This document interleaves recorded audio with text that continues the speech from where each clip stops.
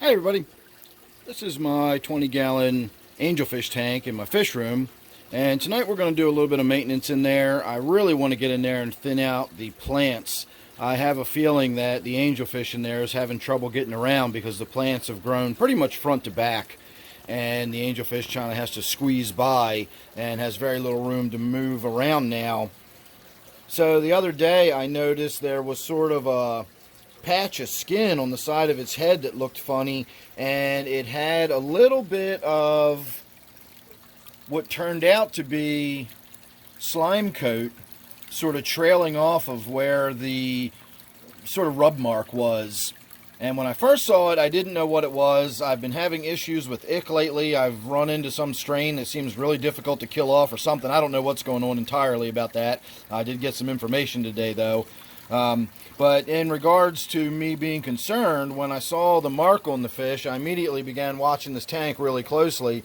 And the mark on the fish turns out to be nothing more than what I thought. And it was just a little bit of an abrasion with some, some of the extra slime coat developing, probably to sort of protect the abrasion area.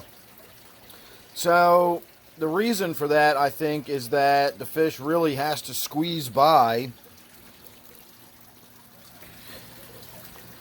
It can get through there, obviously, but there's not a lot of room. A lot of times it'll actually go between the fern, and then, of course, the front glass is almost not even an option anymore unless it really goes way down to the bottom and scooches past it that way. So it's just getting a little too cramped. A 20-gallon tank is kind of on the small side for an angelfish to begin with. This is not a very big angelfish, so I can get away with it. If it was the huge, flowing, long-finned model I've got in my gourami tank, there's no way that one could get by in a tank this size. But as I said, this one's small enough that it's not really an issue. The issue is there's no room for it to go anywhere. So I think I'm probably going to remove the water sprite altogether. That's one big piece. I've taken a lot of the young ones, the little babies, out from the middle, and that lets more light in, but there's still a huge root mass under here. In fact, we can just go ahead and pull it out right now and have a look at it. So you can see all that root mass is sitting in the tank, floating around. So this will be for sale. I'll go throw this in one of my grow out buckets, and I'll have this available for sale. I always have water sprite and Java Fern for sale because I'm going to be pulling a bunch of this out of here too. So that will be available. Check my email down below if you're interested, and then we can make arrangements from there. But you can see how thick it is. I'm going to get in there and remove a lot of that Java Fern and really open this tank up. But you didn't even know there was a big piece of wood in there, did you? Comes all the way down and comes across this way. So I originally put it in there because I liked the line, the way it drew the eye into the tank, and now you can't even see it anymore because of all the vegetation. So again, we're going to do a big water change. I'm going to get the glass wiped down. I'll do a gravel vacuum while I'm in there. I'm going to do a filter change, and we're going to remove a lot of those tannins to get the tank nice and cleared up. And of course, I'm going to remove a bunch of those plants, like I said. So the tank's going to look significantly different when we're done. I'm not going to video all that stuff, but we are going to do the before and after. So consider this part your before. And there's your after. So I might have gotten a little carried away with how much of the Java Fern I took out of there, but it was worth it.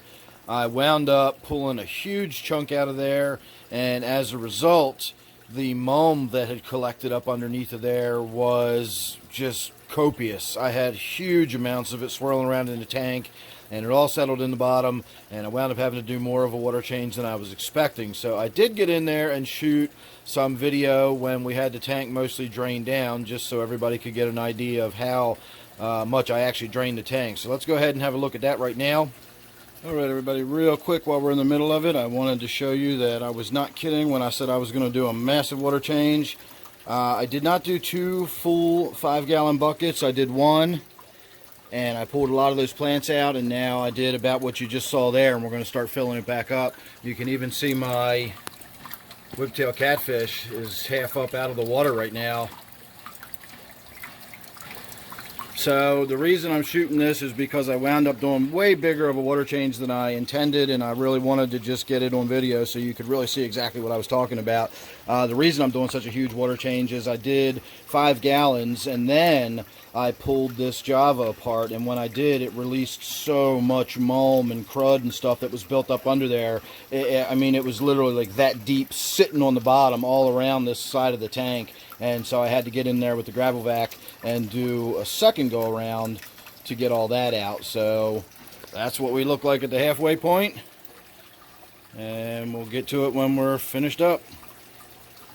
So you can see I did a massive water change. The only reason I can really feel comfortable doing water changes that large is because I know that the water coming back into the tank is going to be very, very similar to the water that I'm draining out of the tank as far as the carbonate hardness, the general hardness, the pH, and things like that. All I really did was remove a lot of the nitrates when I did that. I didn't shift the pH wildly. I didn't shift the hardness in the tank wildly or anything like that.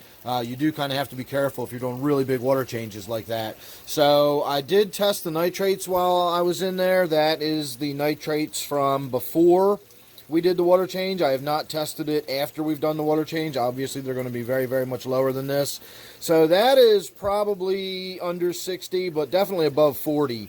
And that's not too bad considering how long it's been since I've done a water change on this tank. And then, of course, if you could have seen the amount of mulm that was in there and all that crud and everything that had built up, you'd be surprised that the nitrates were that low. Not to mention the filter pad was really gross and disgusting too. And remember, just because this is not...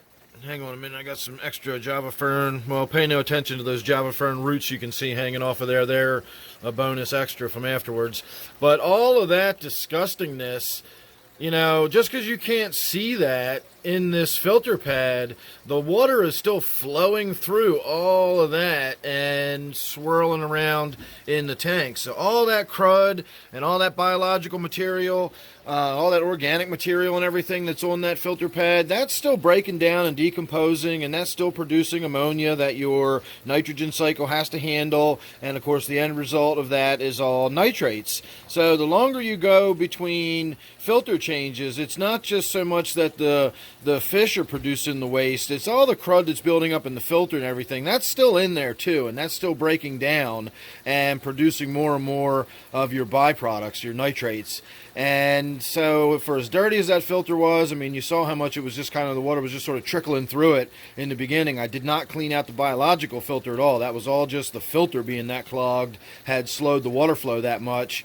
And then of course you saw that crud and everything that I pulled out of there. So all in all, it was a pretty big water change. I did get in and get the glass wipe down in the front. I got the glass wipe down on the left side because I can see in from that side if I'm in the other room, and it's nice to be able to look into the tank lengthwise.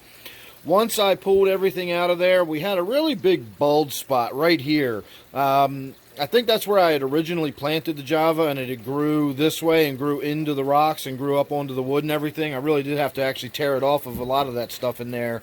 But because there was this big bulge spot right here, that kind of bugged me. So I went in the other room and went into one of my grow out buckets and pulled a chunk of Anubias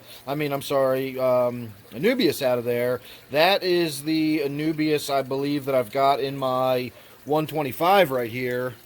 Although you're seeing more glare than anything on it. At the far end, I've got some Anubias down there that's really long, stemmed, and really sort of spindly, thin, kind of spear point or spearhead like leaves. So I'm hoping we get a really interesting long, really long leaves on that one eventually, but it'll be a little something different in the tank other than just the Java Fern. And then I went over to my little tank I've got sitting on the floor in front of my waterfall tank, and I did take this one little floating piece of water Sprite out of there. I think there's actually a couple little pieces of water Sprite. If you really get right down to it, there's probably a few little floaters in there that are separate. Yeah, there's a little baby right there. So just to have something to give a little bit of shade, a little bit of security for the fish. The angelfish was not really happy with the tank so brightly lit and nowhere to hide or anything. So that Java Fern will start, the water Sprite right here will start to grow in and, create a little bit of an umbrella effect, and that'll, or I should say maybe a parasol effect would be more accurate way of saying that. And it'll give everybody a little bit of shade down there in the bottom. So there you go. Big water change, and if you look closely, you can still see there's a lot of mulm. I'm not sure what that green stuff back there is. It's not algae. I've looked at it a couple times, and every time I've pulled it out of the tank, I've always thrown it back in. It looks like some kind of plant or something that's just growing in one little clump, and I don't know what it is. It's definitely not cyanobacteria, and I don't think it's algae either. I really think it was actually attached to the substrate right here, and I knocked it loose. You can still see a little bit of green on the substrate. So I don't really know what that is, but it's not growing very fast, and it's not big or bothering anybody. So I'm going to leave it in there and see what happens with it. So, all right, everybody, there you go.